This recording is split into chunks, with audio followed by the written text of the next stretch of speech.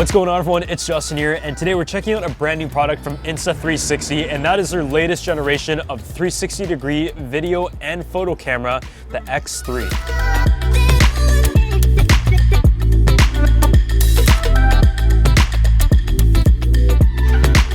This is definitely a lineup that I've been keeping my eye on for quite a few years now, and I've actually checked out in the past because it is able to capture photo and video in so many versatile ways while coming in at a size that literally slides into the pocket and has a whole suite of accessories as well. I really love the effect of being able to reframe your shots, being able to get that like globe effect while you're walking around, and essentially add more dimensions to video because that is something that we're trying to add to our travel films. I also want to give a huge thanks to Insta360 for sponsoring this video. This year has been packed with travel. So far, I believe we've been on almost 50 flights, and by the end of October, November, we're probably gonna be at least 80 flights. And on all these trips, we do our best to try to capture as much video and photo as possible in as many ways as possible. And I would say the biggest challenge that we encounter is the amount of equipment that has to come, the stabilization equipment, photo, also capturing on smartphone for reels, and also on drones for vertical video and all that kind of stuff, because nowadays there are so many social media platforms. And with the Insta360 lineup, what I've loved about it is you're able to take this with you anywhere and have no excuse not to capture all these different formats. So just from bringing this around, some of the best features in my opinion come from the touchscreen.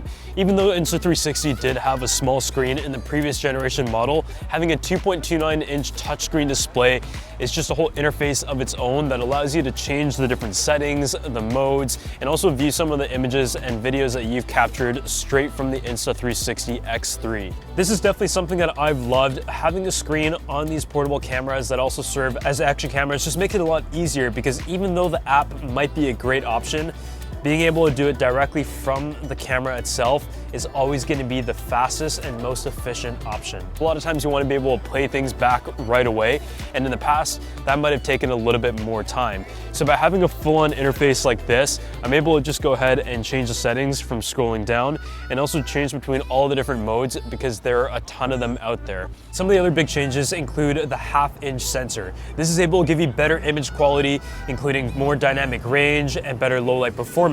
And when it comes to compact cameras, having a larger sensor is always a huge plus. It is able to capture 72 megapixel 360-degree photos or video in 5.6K. And you also have frame rate options of 30, 25, and 24 in 5.7K, and up to 60 frames per second in 4K. So depending on what you need specifically, you can adjust those settings accordingly directly from the touchscreen right here. And it is also a lot more responsive, both in terms of controlling it within the system, but also 10% faster when controlling it from the app and connecting it wirelessly. If you're buying something like this, you want to take advantage of a few different features. There's that single mode option, which is just for recording a general video or photo, and you can change between the different field of views. But I feel like why you would really want a 360 camera is obviously because of the MeMode or through the 360, by being able to capture on both sides in that full 5.6K resolution and reframing it in post. One of my favorite new modes is probably the MeMode. What is really great about the MeMode is that it automatically makes the selfie stick invisible, and this is one that is able to let you essentially capture a vlog perspective of yourself that has all the surroundings, but it actually pre-processes it into a 16:9 frame. Even though it was nice to be able to go into the app and adjust your framing of the 360-degree video, having it exported out as 16:9 in 4K resolution is just super handy, and you can drag and drop it into your content very easily. Right now, you can probably tell we're in Paris. Having the 360-degree mode and the MeMode has been a lot of fun, just to be able to walk over to the Arc right there and see all the crazy traffic that's going around while just like walking along to get to the next place. The other aspect of the multi-purpose of the Insta360 though is that you can also go ahead and use it as an action camera. This is not only able to get you those 360 elements through the lens on both sides, but it is also able to capture in a 4K resolution with different frame rate options using one of the lenses, whether it's a front or back. But in terms of the options in photo mode, it gives you the choice between 36 megapixels at its top resolution using the single lens, but you can also drop it down to 9 if you want to save in storage. But there's also timers of 3, 5, 10, and 15 seconds. You can also go ahead and change the ratio to 1:1, 16:9, and 9:16. So just like having that versatility is something that we've talked about a lot in this video. So by now you probably know the most compelling feature of the Insta360 lineup, and specifically the X3 model and all of its technical capabilities, is that it is capable, versatile, and also portable. People always say the best camera is the one that you have with you, and you want a camera that is able to capture all of the surroundings in the most high quality scenario possible. That way you can replay it when you go home, but at the same time, ensure that it doesn't hinder your workflow. And we're usually used to carrying a ton of cameras around that are super heavy, but you can see throughout this video that this is extremely portable and fits in your pocket easily. So all within the confines of this small body right here, you pretty much have like a multi-tool when it comes to a camera setup. And this has been a tool that I've just been able to stick in my pocket and take with me everywhere. So when it comes to the battery life, it is now 1800 milliamp hours, which is about 10% larger than what was on the previous generation. And throughout this trip, we went through about a day and a half of recording in total. And I think we still have just about 20 to 25% left. It is all relative depending on what you shoot. If you're using both of the cameras at once, then it's probably going to drain a little bit faster, and also the amount of time that you leave it on without turning it off. These are all factors, so even though there is an improvement on the battery life and it is pretty solid, can't really give you a very specific battery life expectation because we were capturing all different mediums. What I also really like is beyond being able to change between the different photo and video modes, you can also pull down to all the settings right here, including the audio. You can also have the voice control to be able to activate the camera to start recording, for example. And you can also set up a Bluetooth remote, earbuds, or you could also have it set to a screen lock if you don't want to accidentally trigger some of the settings. The microphone itself also has a few options, including direction focus, wind reduction, and stereo. So say you're outside, there might be a lot of wind, whereas maybe when I'm in the city, for example, I just want to be able to record a vlog and I can set it to a directional focus where it just captures the voice in front of it. So that is all really nice. And when I go into the settings here, it has some of the more intricate settings that allow you to just tune it exactly the way that you like, but it's literally like a smartphone interface of its app right in the actual Insta360 V3 itself. There's also a lot of great AI features built into this. There's flow state stabilization, which allows it to keep it relatively steady whenever you're walking around and there's a lot of movement, and that is very important for any camera of this form factor. There's also 360-degree horizon lock, so you're able to kind of set a level point and easily calibrate within that.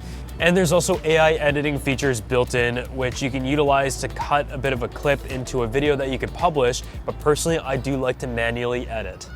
So when it comes to the hardware itself, this is actually waterproof up to 10 meters. That waterproof function is great, but if there was one complaint that I would have is that these lenses do stick out, and even though there are a lot of accessories included to keep it protected, including a neoprene case and the actual lens cover, I do find that it's often easy to forget to put that on, and if you rest it on like a hard surface, it can scratch the lens because of how much it protrudes.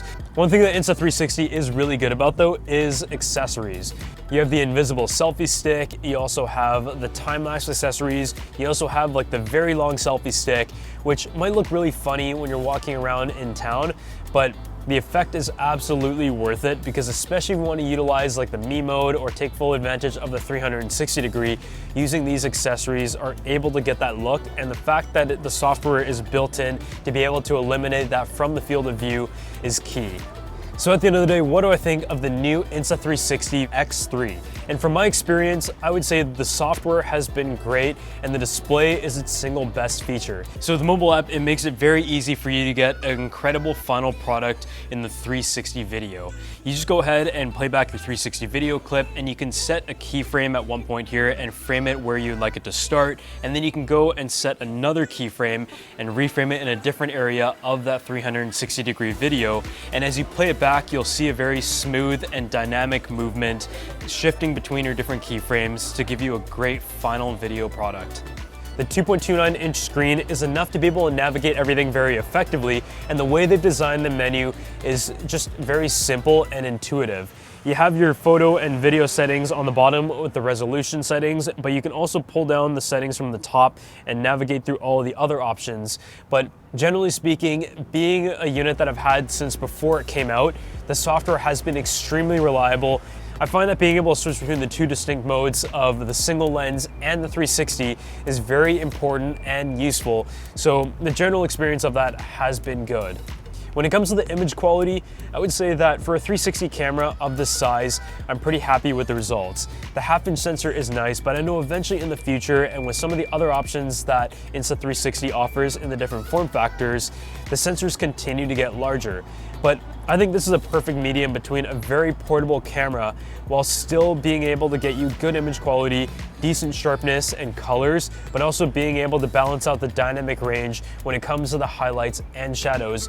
But low light performance is still something that can struggle a little bit with a camera like this. So I would say for like daytime recording and also for action recording, it looks really good.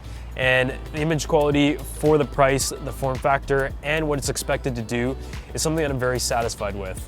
The Insta360 X3 comes in at a price of $449. From a hardware standpoint, it is super light, no complaints. The 10-meter waterproofing is great. You can take this underwater and record, but as I said, the lenses do stick out quite a bit, so you just have to be a little bit careful not to scratch them. But otherwise, thank you guys so much for watching this video, and if you enjoyed it, make sure you go ahead and drop a like, subscribe to the channel, and I'll see you all in the next one.